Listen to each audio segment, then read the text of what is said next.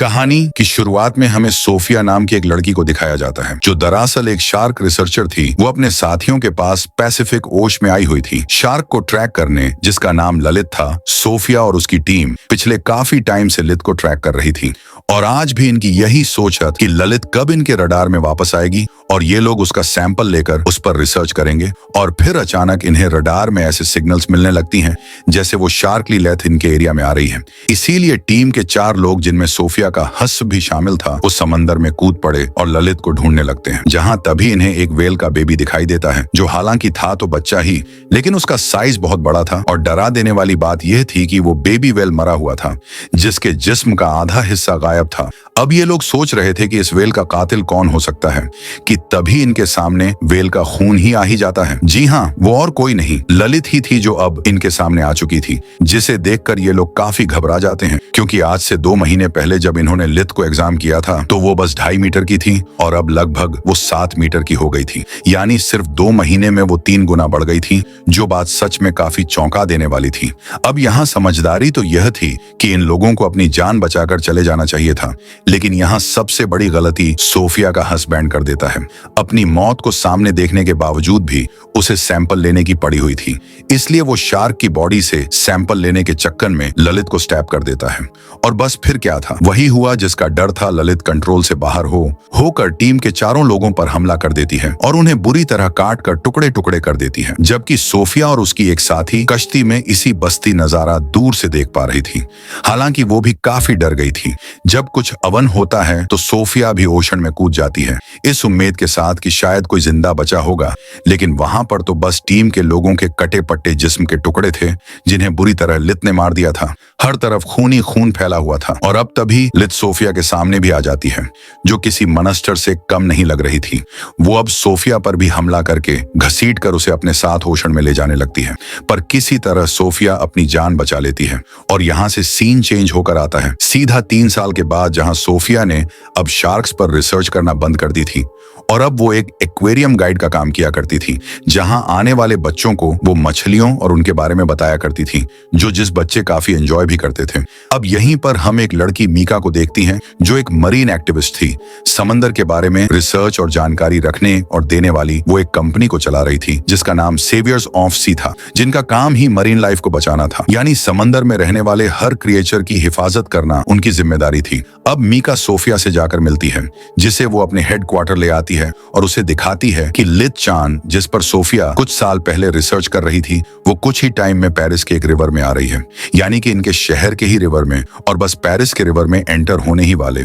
इसीलिए मीका यहाँ चाहती है कि सोफिया ललित को एग्जामिन करने में उनकी मदद करें, जिस पर सोफिया कहती है कि ये कोई बड़ी बात नहीं है। अक्सर शार्क्स मौसम की बदलने की वजह से एक जगह से दूसरी जगह चली जाती है, और हाँ, पैसिफिक ओशन से रिवर में आना थोड़ा मुश्किल है। लीली तो क्या, कोई भी शार्क रिवर के ताजा पानी में सरवाइव नहीं कर सकती, इसलिए वो यहाँ आने से पहले ही वापस लौट जाएगी। अब इस वजह के साथ साथ सोफिया का सदमे से भरा माज भी था जो उसे शार्क्स पर एग्जामिन करने और उसे ट्राई करने से रोक रहा था।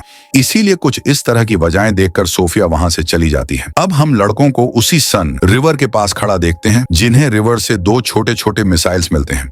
तब यहाँ पर पुलिस आकर सभी मिसाइल्स को इकट्ठा कर लेती है और सबको बताती है कि दूसरी जंग के बाद से इस रिवर में छोटे छोटे मिसाइल्स और उनके शेल्स मिलती रहती हैं, इसलिए डरने वाली कोई बात नहीं है। अब रात के टाइम मीका अपने एक दोस्त के साथ सन रिवर में आती है, जो यहाँ हुई कार एक्सीडेंट की जांच करने आए थे, पर असल में वो तो ये एग्जामिन करने आई थी कि क्या ललित इस रिवर में आ गई है। इसलिए मीका की दोस्त रिवर में कूद जाती है, जहां वो शार्क की बड़े बड़े पंजों के निशान देखती है। पर तभी यहाँ पुलिस भी आ गई थी इन दोनों को पकड़ने के लिए, क्योंकि इस तरह किसी भी केस की इन्वेस्टिगेशन करना गैर कानूनी था। इसीलिए पुलिस मीका को पकड़ लेती है, जबकि उसकी दोस्त किसी तरह वहां से भाग निकलती है। अब हम सोफिया को देखते हैं, जो अब ललित को ट्रैक कर पा रही थी और उसे पता चलता है कि हाँ, ललित सन रिवर में आ चुकी है। अगली सुबह पुलिस उस आदमी की लाश रिवर से निकालती है जिसकी कल रात कार एक्सीडेंट में मौत हो गई थी। अब लाश की हालत भी देखकर सब लोग काफी डर जाते हैं। क्योंकि उसकी लाश का आधा हिस्सा गायब था। उसे देखने से साफ लग रहा था जैसे किसी बड़े से जानवर ने इसकी लाश को खाया है। अब यहाँ रिवर के बाहर ऑफिसर्स के साथ सोफिया और मेका भी थे और सोफिया साफ लफ्जों में उन्हें बता देती है कि यह काम और किसी का नहीं बल्कि ललित का ही है और अब हमें शार्क को रोकना होगा अगर हम चाहते हैं कि लोग इस तरह शार्क के हाथों ना मर। पर यहाँ मीका इस बात को गलत अंदाज में कुछ यूं समझ लेती है कि अगर हम चाहते हैं कि शार्क लोगों को ना मारे तो हमें शार्क को मारना होगा। उसे लग रहा था कि सर्स सोफिया के साथ मिलकर शार्क को मार देंगे, तो बस इसीलिए वो शार्क को बचाने के काम पर लग जाती है, क्योंकि जाहिर है वो मरीन सेवियर है, समुद्री क्रिएचर को बचाने वाली, तो इसलिए वो ऐसा कर रही। पर सोचने वाली बात तो ये गलत ही है कि एक शार्क लोगों को मार रही है, लेकिन वो उसे बचाना चाहती है। अगले दिन ऑफिसर्स और सोफिया सन रिवर में आ जाते हैं। उनका प्लान था कि वो रिवर में जाकर सीधा शार्क को पकड़ लेंगे। तब सोफिया शार्क को ट्रैक करने में उनकी मदद कर रही थी। सब कुछ ठीक ही चल रहा था। वो लोग शार्क को देखने ही वाले थे, लेकिन मीका यहाँ बहुत बड़ी गड़बड़ कर देती है। वो अपने हैकर दोस्त की मदद से सोफिया के ट्रैकर के सिग्नल्स को खराब कर देती है, जिससे कि अभी लोग शार्क को ट्रैक नहीं कर पाते। और इससे जाहिर है उन ऑफिसर्स के लिए बहुत बड़ा खतरा आ गया था जो रिवर में गए थे। पर लीत उस तरफ नहीं जाती और अपना रोड बदल लेती है, जिससे ऑफिसर्स को अपनी जान बचाने का मौका मिल जाता है और वो सही सलामत बाहर आ जाते हैं। पर यह काफी सीरियस कंडीशन बन जाती है कि शहर के बीचों बीच सन रेवल में मॉन्स्टर शार्क घूम रही है। इसलिए ऑफिसर्स ये बात जाकर मेयर को बता देती। तब मेयर परेशान होते हुए कहती है कि कैसे भी करके उस शार्क को रोकना होगा, क्योंकि कुछ दिन बाद उसी सन रिवर पर एक बहुत बड़ा इवेंट होने वाला है जिसे वो किसी भी सूरत में कैंसिल नहीं कर सकती।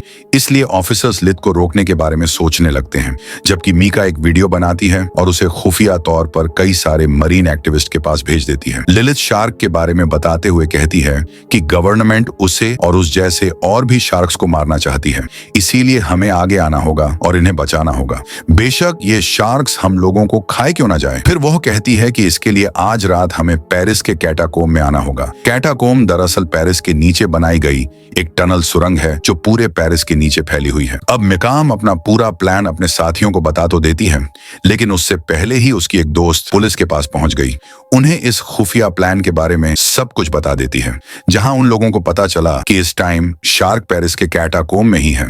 फिर जैसे ही रात हुई, मिका उन मरीन एक्टिविस्ट के साथ कैटाकोम आ जाती है, जहां सोफिया और ऑफिसर्स भी आ गए थे, क्योंकि उन्हें भी मीका के प्लान के बारे में पता चल गया था। यहाँ ऑफिसर्स और एक्टिविस्ट के बीच बहस होने लगी, जहां तभी मीका कटाक रिवर में कूद जाती है, क्योंकि वो ये दिखाना चाहती थी कि शार्क्स इंसानों के लिए खतरनाक नहीं है। और फिर तभी वहां एक शार्क आ जाती है जो रिलेट तो नहीं थी, जिसके साथ वहां और भी कई सारी शार्क्स आ जाती हैं। और बस फिर क्या था, शार्क ये साबित करती है कि सच में शार्क्स इंसानों के लिए बहुत खतरनाक है और इंसानों को तो नहीं छोड़ती। वो मैका पर बुरी तरह हमला कर देती है और उसे बहुत बुरी मौत देती है, यानी उसके जिस्म के टुकड़े टुकड़े हो जाते हैं, जो देखकर सारे मरीन एक्टिविस्ट घबराते हुए इधर उधर भागने लगती हैं। और उनका फजूल सा जो प्लान था मरीन की लाइफ को बचाने का, वो पूरी तरह तबाह हो गया था, क्योंकि उन्हें एहसास हो गया था कि हर चीज, भले ही वो कोई जानवर ही क्यों ना हो, बचाने वाला नहीं होता। कुछ आपकी जान के दुश्मन भी होते हैं जिन्हें रोकना और मारना भी पड़ता है। इसी बीच बहुत सारे एक्टिविस्ट रिवर में गिर पड़ते हैं और शार्क्स का खाना बन जाते हैं। हर तरफ शार्क्स रिवर में इंसान के टुकड़े टुकड़े करते नजर आ रहे थे। खून खून पहना हुआ था, पर जैसे तैसे इस सूरत हाल को काबू कर लिया गया। बचे हुए लोगों को सही सलामत वहां से बचा लिया जाता है, जिस दौरान एक शार्क को भी मार दिया गया था, जिसे अब सोफिया चेक करने लगती है। उसे पता चला कि यह शार्क एक फीमेल है जो तकरीबन 2 माह की है, प्रेग्नेंट भी है, और हैरानी वाली बात कि इसके पेट में ढेरों शार्क्स के बच्चे हैं।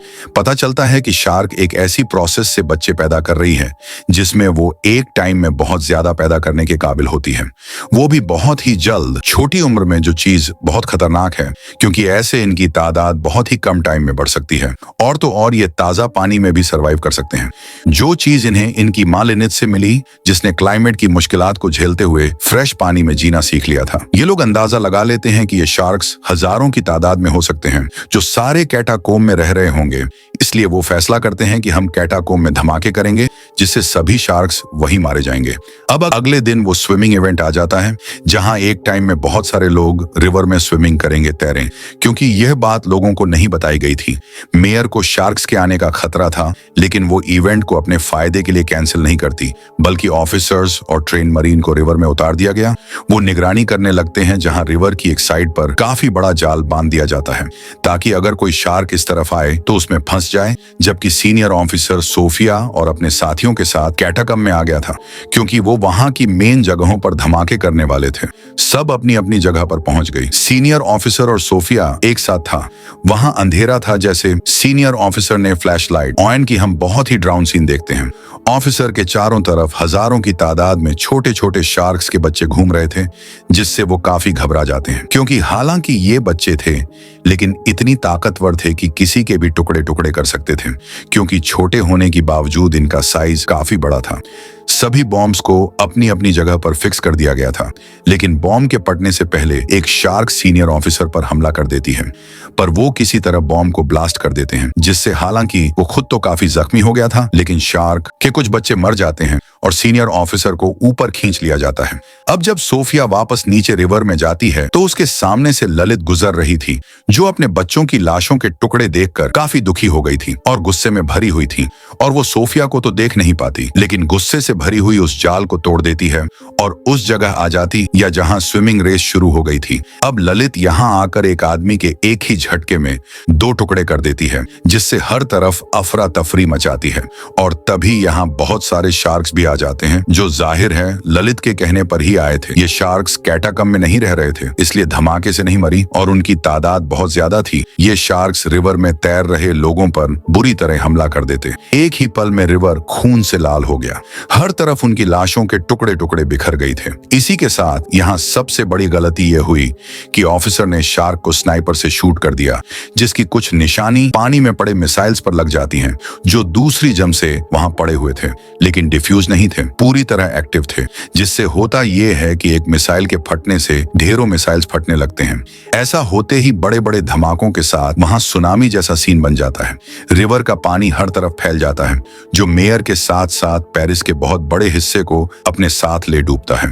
बहुत बड़ी तबाही बच जाती है। सिर्फ सोफिया और आर ऑफिसर ही बचते हैं, जो अपने चारों तरफ तबाही को देख रही थी। आसपास लाशें और ढेरों शर्ट्स घूम रही थीं और बताया जा रहा था कि ये शार्क्स सुनामी की वजह से आसपास के एरिया में भी जा रहे हैं, जिस वजह से वो पूरे कंट्री में ही फैल चुकी हैं। और सबसे खतरनाक बात, वो अब यहाँ से पूरी दुनिया में ही फैल जाएंगे और बहुत बड़ी तबाही लाएंगे, जिससे इंसानियत और दुनिया का नामो निशान मिट जाएगा। जो चीज बहुत खतरनाक है, इसी सस्पेंस के साथ मूवी समाप्त। Thanks for watching.